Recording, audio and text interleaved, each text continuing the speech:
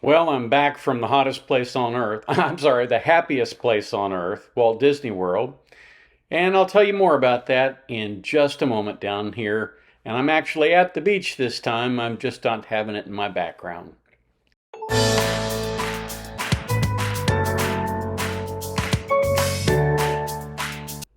So I have never aspired to be one of those grumpy old men who's, a get your kids off my lawn kind of guy. But if anything could ever turn me into that, it would be a trip to Disney World. And not so much because of the kids as much as the parents with their kids. Or I assume they're parents. Maybe we should call them egg and sperm donors. I don't know. Um, because it is amazing to me sometimes the things that go on at Disney World. You're paying up to $200 a day for your ticket to get in there so you can ride the rides and be at the happiest place on earth, which is, it's sometimes pretty hard to be happy when it's 91 degrees and 100% humidity.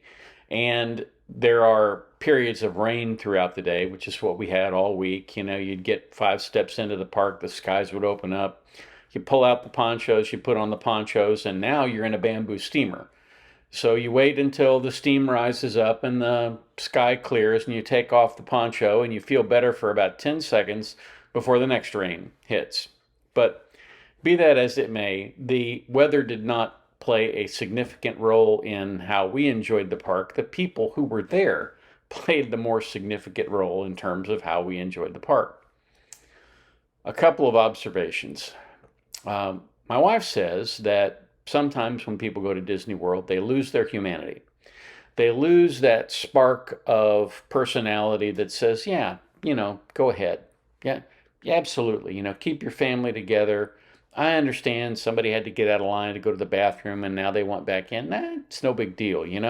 And being a curmudgeon about that is just not, it's not in my nature, it's not my wife's nature, but boy, is it ever in some other people's nature, let me tell you. All that said, uh, the thing that got me at least 4 times while we were there were strollers.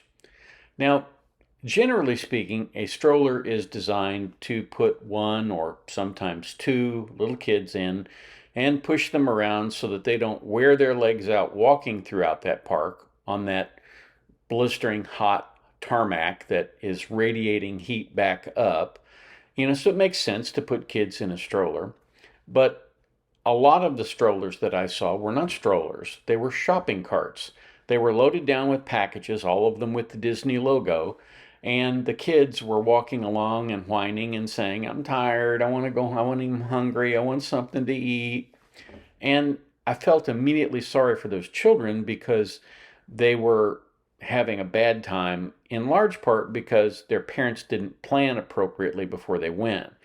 If you're going to take a kid to Disney World and you're going to run him all over the park, you have to have snacks for that kid. And, a bag of goldfish doesn't cost that much. A bag of Oreos or, little thing of Oreos isn't a big deal. But you have to have something to keep their blood sugar up and their energy up so that they can enjoy the park. And unfortunately, a lot of parents just do not seem to understand that, don't seem to think that any of that matters. Now, I think a lot of families actually suspend the rules, and I saw a lot of happy parents and a lot of happy kids there, don't get me wrong. But what stood out for me were the unhappy kids and the unhappy parents. So the strollers were one thing, and the reason I say the strollers got me is that I have I have strike marks on my heels today from being hit by strollers from behind. Now, I understand it's sometimes hard to see where your stroller is, particularly in the evening hours, but it's sort of like following too close on the interstate. It's bound to end badly. And it usually ends badly for the person you run into, not so much for the person with the stroller. So that was the first observation that I had. Um, the second observation that I had was that in many respects, the quality of the food has diminished significantly at Disney. Um, we had lobster rolls twice at the Columbia Harbor House, which is in Magic Kingdom. Um, once on Monday and once on Friday.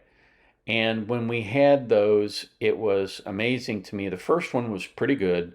The second one, we both had pieces of shell in with our lobster roll, which, I understand that it's naturally occurring and it's not even something you could sue them over if you got hurt with it, which we wouldn't anyway. But the issue is that never happened any time before, and I think it's just an indication of a lack of quality control that they have there. Now, the prices are way up. As I mentioned, sodas are $5 a bottle. And of course, if you get a fountain drink, you can get refills. And if you are a Disney pass holder, you can go to Epcot and they have a pass holder lounge there. I don't know how much longer it'll stay open, but they have a pass holder lounge there, and you can go there and you can get a pretty decent soda for free. I mean, it's not a large soda, it's about a cup's worth of soda, but if you're hot and thirsty, that's a pretty good thing to get. My second observation is that I'm pretty much over Disney World. 68 years old. I've been there probably 12 times in the last 3 or 4 years, and it really is a wonderful thing to go there with your grandchildren and watch them enjoy the whole park experience. It's just magical. You'll love that, and it's a great memory to take with you. We shot some videos, we took a lot of pictures, we had a good time with the family there. And really, if you're going to Disney World, the whole thing should be about that family experience, in my opinion.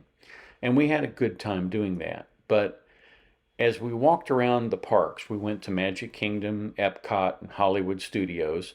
As we walked around those parks, we just didn't find anything that was really the kind of awesome that we had experienced in the past.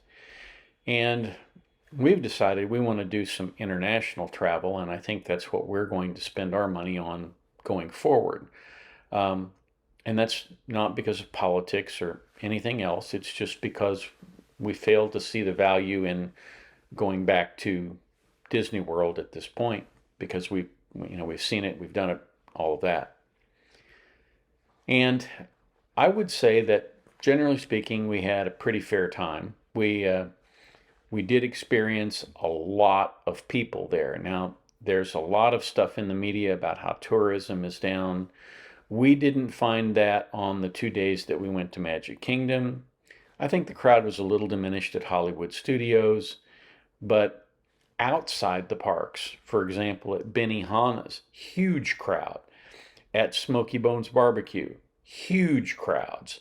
And so I think generally there are a lot of people going to Orlando, and a lot of people are going to that area for other things. They're going to Tampa for Busch Gardens. They're going to Universal Studios. They're going to the 301 other little miniature places you can go to have fun in Orlando. And I think generally the Orlando area is benefiting from that quite nicely. But although it is not in the Orlando area, one of the places that we went when we left Disney World was we went west to Weeki Wachee Springs State Park. Now, you may have heard of Weeki Wachee Springs if you are into The Little Mermaid, because they have a mermaid show at Weeki Wachee State Park. It used to be a commercial enterprise, but then in 2008 it went in to become a state park. And the interesting thing about it is when it reaches capacity, which is 1,200 people, they close the park. So if you go on a Saturday like we did and you get there after 9:30, then there is a good chance you are not going to be admitted to the park. They close it for the rest of the day. And it doesn't matter how many people leave, they still keep the park closed because they don't want to basically have to keep adding and subtracting numbers from the number of people that are in there. It is a beautiful park. It is well maintained. It is fabulous as far as, going somewhere different. They have these divers, these women who are essentially mermaids, and they are dressed in mermaid outfits, and they have hidden water hoses. They're black, you can hardly see them, and they breathe underwater with these, taking a little hit off of these hoses, and they tell the story of Little Mermaid. And of course, I didn't want to take the whole of their performance, but I will show you this little clip that I recorded at Weeki Wachee Springs State Park.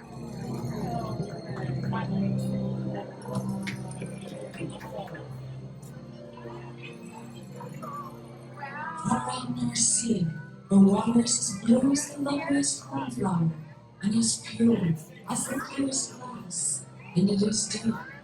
Here dwell a strange and wondrous race of people, half human, half fish. These peaceful creatures spend their time tending to their undersea homes. They offer food to the fish, who eat right out of their hands.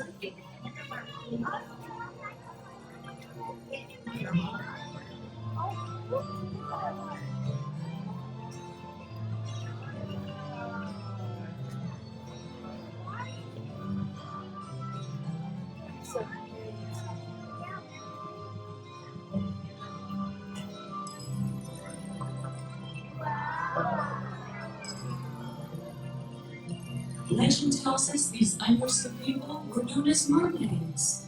They swim gracefully and with little effort in their beautiful sea kingdom. They live a happy and gentle life. It's a wonderful place to live, and usually uneventful.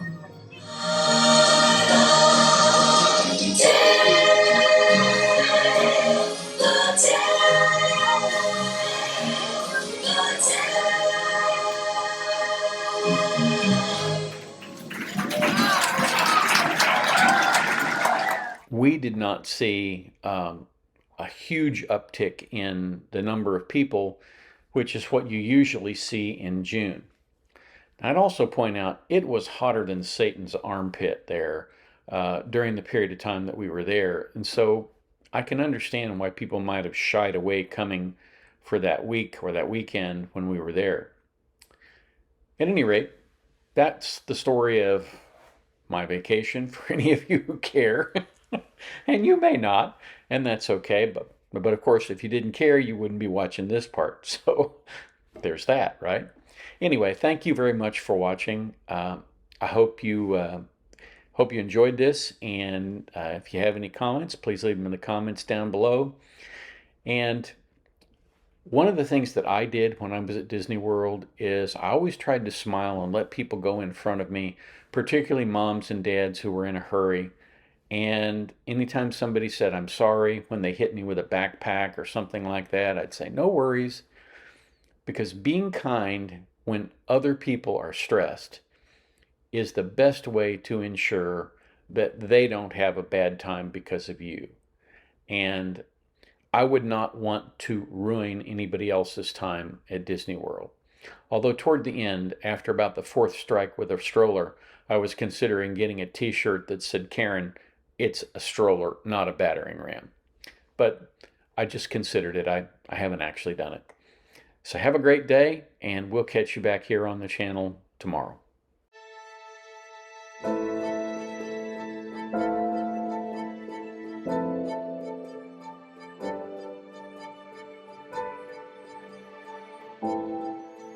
If you like this video, here are a few others you might try, and don't forget to subscribe. Have a terrific day, guys.